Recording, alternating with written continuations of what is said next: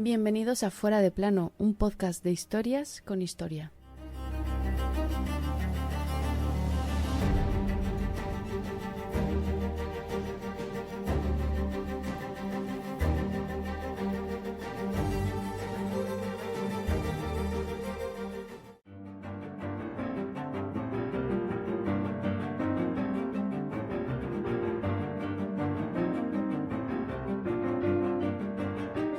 Tú, tierra de Castilla, muy desgraciada y maldita eres, al sufrir que un tan noble reino como eres sea gobernado por quienes no te tienen amor. Y algunos se levantaron para defenderla, incluso contra el que ya era de facto gran emperador y rey de Castilla, Carlos I de aquí y V de allí. Aunque aquel 23 de abril de 1521, aquella revolución tocaba su fin con la ejecución de sus más insignes líderes. Era el final de la revuelta de los comuneros de Castilla, y aunque a muchos ahora parece que les pica, esta fue su historia.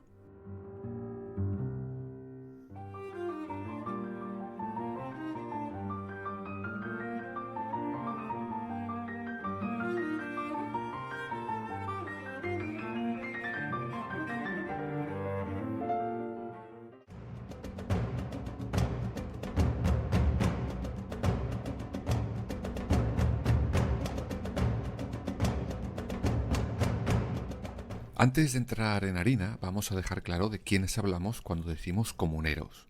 Simplemente eran aquellos que en las llamadas comunidades de Castilla ponen el grito en el cielo contra el rey Carlos I. El término, de hecho, de comunidades aparece por primera vez negro sobre blanco en un escrito que le mandan ellos al rey, diciendo que los impuestos de Castilla les use para Castilla, no para sus otros territorios. Pero mejor no adelantemos acontecimientos. Vamos primero a conocer cómo se llegó a lo que se llegó en Castilla.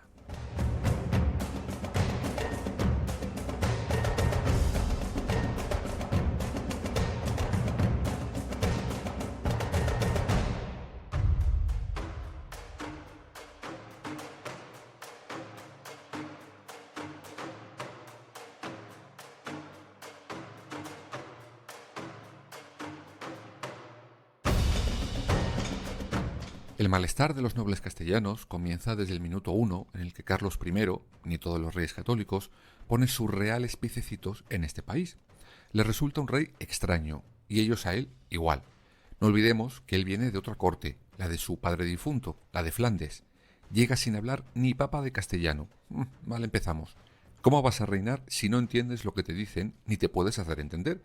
Quizás por eso, además, llega con su propio consejo de nobles, todos de Flandes, apartando por tanto a los de Castilla, que estaban acostumbrados a que sus antecesores les tuvieran en consideración a la hora de reinar, algunos para bien, otros para mal.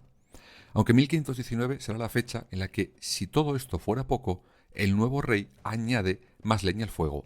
Su abuelo, el emperador, ha muerto, y él quiere esa corona.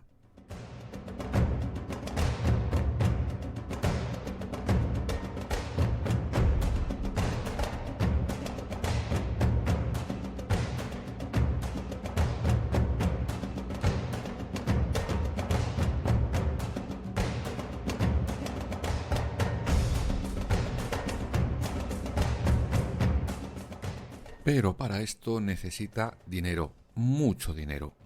Como ya iremos contando en los 3 capítulos de esta temporada sobre sus coronaciones, para lograr las coronas tenía que regalar a los electores del imperio muchos detalles de empresa.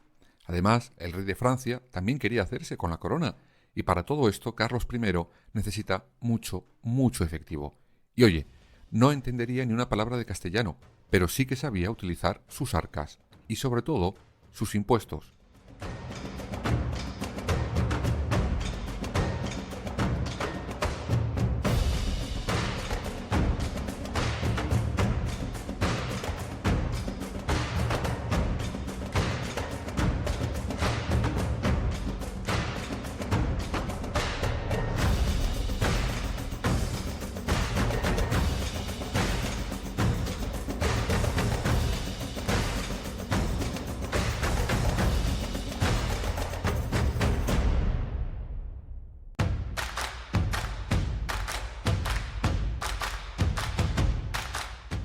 El 12 de febrero de 1520, Carlos I convoca a las Cortes en Santiago de Compostela. La razón, evidente: pedir pasta, cuanta más mejor. A pesar de las presiones, la mayoría de los compromisarios de esas Cortes, amparándose en la independencia de Castilla de cualquier imperio, se niegan a soltar un duro. Las hostilidades eran evidentes, y el mal café que tenía encima el rey os lo podéis imaginar. Por eso decide cerrar esas Cortes y esperar un poquito. Bueno, no espero mucho, 15 días. Esta vez las convoca en La Coruña, el 22 de abril de 1520. Y ahí finalmente consigue un impuesto extraordinario que le dé más dinero para poder hacer frente a sus deseos de ser emperador. Creo que es evidente que en esos momentos a Carlos I, el ser rey de España, le importaba 2 pitos y medio.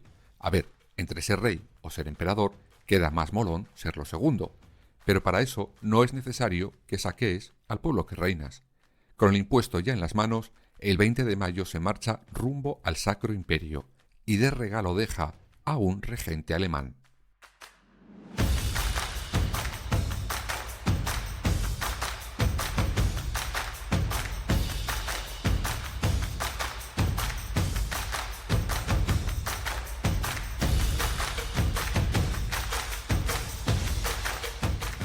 Como os podéis imaginar, los ánimos estaban más que calentitos. A esto hay que añadir un ingrediente decisivo: la lana. El centro de Castilla necesitaba una, industrialización con urgencia. La lana de aquí se marchaba a Flandes y volvía hecha unos fantásticos ropajes, pero a unos precios que ríete tú de la calle Serrano de Madrid. Los nobles de la zona querían producir ellos mismos con su lana para que los beneficios quedaran en Castilla, además para que los precios fueran más asequibles. Eso sí, las ciudades de la periferia del reino, Burgos y Sevilla, se negaban. ¿Por qué? Pues porque de ahí partía la lana para Flandes, y sin ese comercio ellos perderían dinero. De todas formas, lo que les acaba uniendo a todos es lo hartos que están de las ausencias del rey y de las veces que éste metía la mano en la caja, no para hacer cosas por Castilla, sino para ser emperador. Con todo esto, la revuelta era inevitable.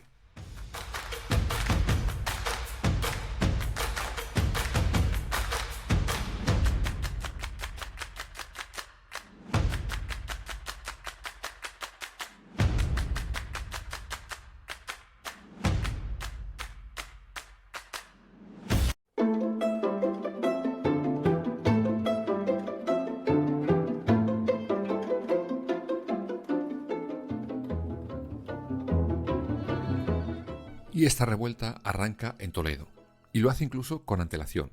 Allí sus nobles habían formado una junta propia y estaban intentando convencer a otras ciudades para que le siguieran y negarse a las exigencias constantes del rey. De hecho, sus representantes no acudirán ni a las Cortes de Santiago ni a la de Coruña. En julio de 1520 es allí donde se declaran invalidados todos los acuerdos de las Cortes de Coruña, aunque será en otro lugar donde los disturbios lleguen al punto de levantamiento. Eso ocurre el 29 de mayo de 1520, y esa ciudad será Segovia.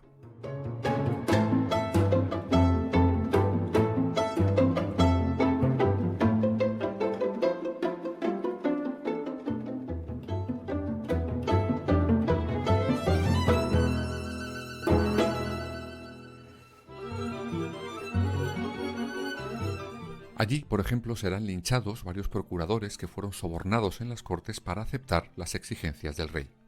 En Segovia será donde encontremos al primer gran nombre propio de la revuelta de los comuneros, Juan Bravo, un noble y gran hombre de la ciudad. Será él quien se ponga al frente de la revuelta en Segovia, aunque enseguida será de nuevo Toledo quien lleve la voz cantante. Allí tendremos al segundo gran protagonista de la historia de hoy, Juan de Padilla. Desde allí se envían cartas a otras ciudades para que se sumen a la revolución. Lo harán Zamora, Burgos, Madrid, Cuenca o Ávila. Será en esta última ciudad donde se cree la Santa Junta, el órgano de gobierno de la rebelión. Esta junta rechaza la autoridad del regente impuesto por el rey y decide que se quedará para ella, para sufragar sus ejércitos, los impuestos ordenados por el rey. Aunque todos están esperando que una ciudad se una a su causa. Esa ciudad era Valladolid, y lo hará después de un hecho tremendo.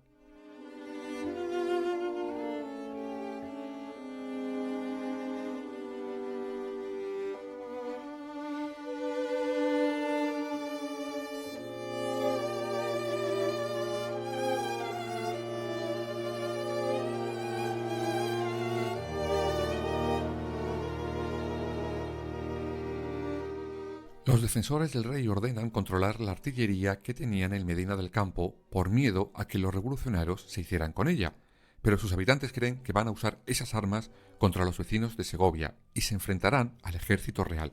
Estas fuerzas ocasionan un incendio que casi destruye toda la ciudad, aunque no consiguen tomarla. Esto hace que muchas ciudades se unan a la revuelta, y una de ellas será por fin Valladolid, donde la revuelta será especialmente sangrienta.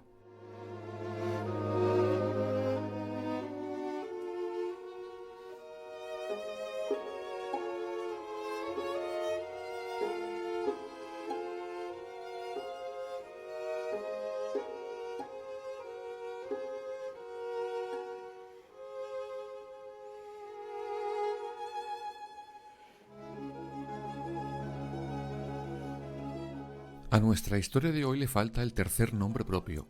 Bueno, mejor dicho, apellido. Teníamos a Bravo en Segovia, a Padilla en Toledo y nos falta el tercero, que será doble. El apellido es Maldonado. En un primer momento será Pedro Maldonado, que era líder de las milicias en Salamanca. Sin embargo, acabará dejando el liderazgo a su primo, Francisco Maldonado.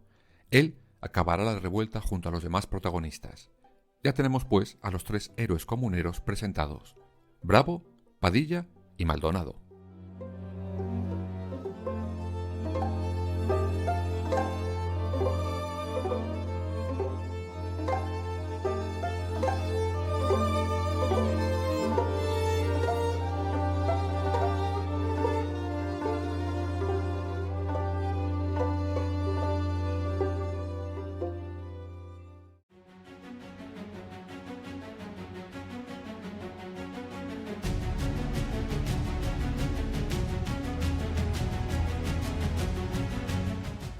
El ejército comunero llegará a una ciudad importantísima en esta historia, Tordesillas. ¿Y por qué es tan importante? Pues si recordáis, hace un par de capítulos, allí os dijimos que estaba recluida, primero por su padre y luego por su hijo, el actual rey, la reina legítima, Juana I de Castilla. Los comuneros se dirigen allí para buscar su apoyo, pues ellos consideran que ella es la verdadera y única reina, no su hijo. Parece ser que sí, que Juana les recibe, habla con ellos y se muestra de alguna manera favorable a sus peticiones, pero no lograrán que Juana firme documento alguno contra su hijo, el rey. Mientras esto ocurre, el rey hace un movimiento que cambiará para siempre la revuelta. Hábil, hay que reconocerle que Carlos I fue un rato.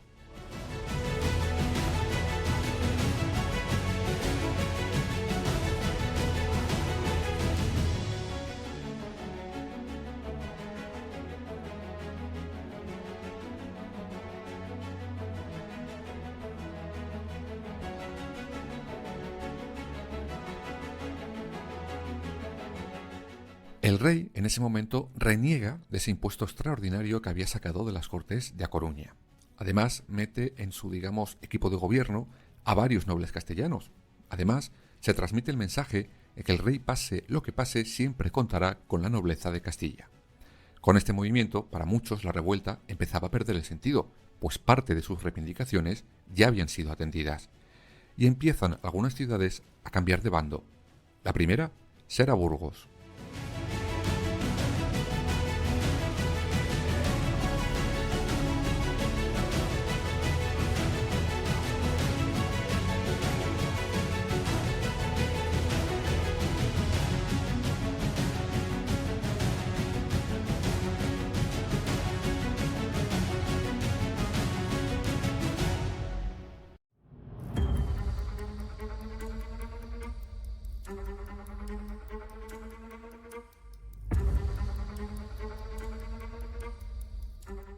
Pero no solo la, traición de algunas ciudades empieza a terminar con la revolución, sino el ego de algunos de sus dirigentes. Empiezan a discutir quién es más líder que otro, quién comandará los ejércitos. Vamos, lo de siempre, quién la tiene más grande. Mientras, el bando del rey recibe dinero de parte de la nobleza nuevamente afín a él, de los comerciantes de Burgos y de la corona portuguesa. Con ello, el rey contratará a más soldados, y justo en ese momento, los rebeldes cometen un error que será el definitivo.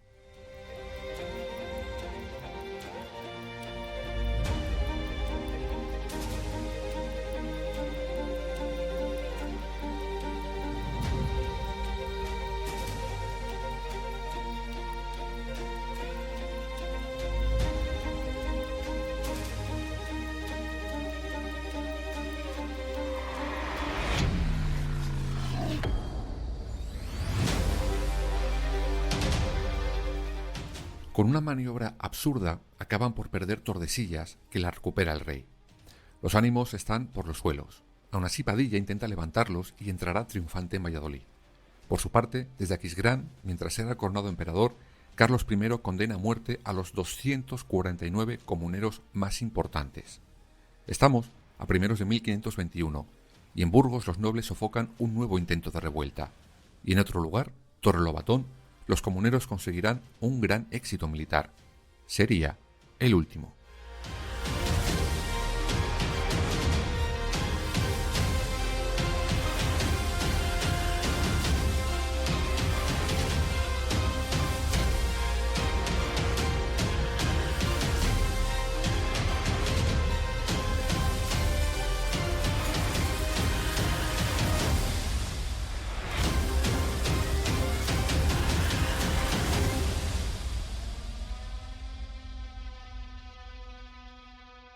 Nobody's safe. Nobody's safe. Nobody's safe. Soon as we step out the cage, we raising all of the stakes. El 21 de abril, Juan de Padilla seguía intentando controlar el abatimiento moral de un ejército que llevaba meses sin cobrar un duro. Se encontraba atrincherado en Torrelobatón. Sabía que no podría aguantar mucho más allí. Su idea era irse a Toro, donde el apoyo del pueblo podría darle un margen para recuperar posiciones y moral. Pero Padilla se equivocó. Tardó mucho en reaccionar. Pensó demasiado y lo terminó pagando. El ejército real le había bloqueado el paso hacia Toro y le tenía cercado. Las tropas del rey superaban en más de 1000 hombres a las de los comuneros. Finalmente, el 23 de abril de 1521, Padilla consigue huir de Torrelobatón, dirección a Toro. Give us a curse, they want us taking a bait. But that's okay, we keep on dodging the bull. We keep on saying Olay, blocking the way, thinking we flip in reverse. But we keep rushing the gate, stopping the rain. We know they sit on the throne, it's looking easy to take. We not afraid, we put the fear in their bones. Ain't no more running away. They trying to trace, they trying to follow our steps. They trying to copy the wave. Boy, that's your name, that's why they keep getting curved. You gotta stay in your lane. Padilla sabía que les perseguían y que tenía pocas oportunidades de salir con vida. Pensó en presentar batalla cara a cara a campo abierto, pero sus capitanes no paraban de discutir y desechó la idea. Cuando llegó la tarde de ese 23 de abril, el final era evidente. Padilla solo pudo contemplar cómo los ejércitos del rey cargaban contra sus hombres. Ese día, Juan de Padilla, Juan Bravo y Francisco Maldonado son capturados.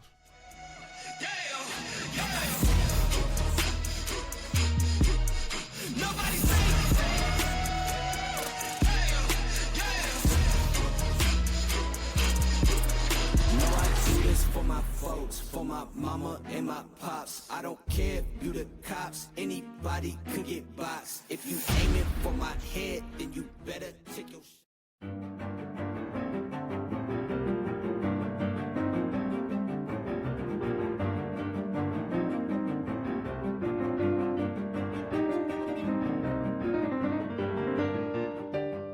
Al día siguiente, después de un simulacro de juicio, los 3 líderes de la revuelta comunera eran juzgados y sentenciados.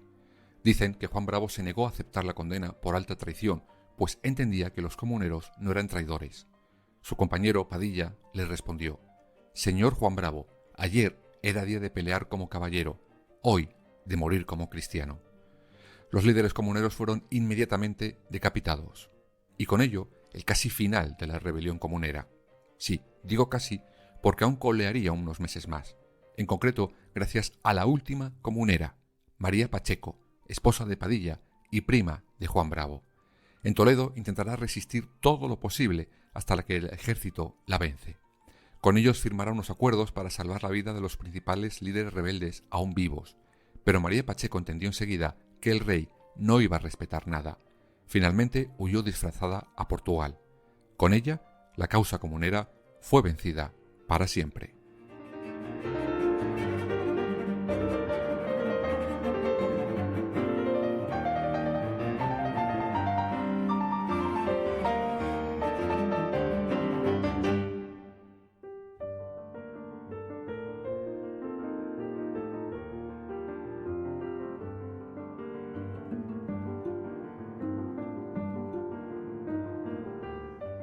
Las motivaciones de estos comuneros eran claras y avanzadas para su época. Pedían que el dinero de Castilla revirtiera en Castilla y no en el antojo de su rey por ser emperador, cosa que a Castilla y a los castellanos les importaba tres pitos.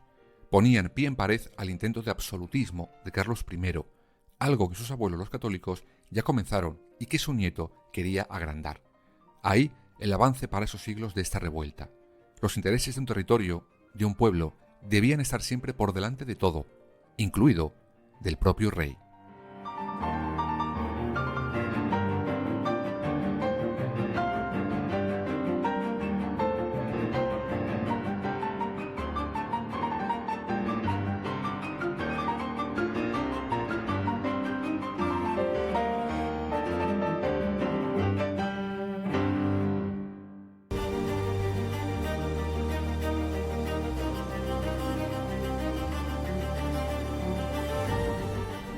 Fuera de plano. Suscríbete en las principales plataformas y síguenos en nuestras redes sociales, Instagram, Twitter y Facebook.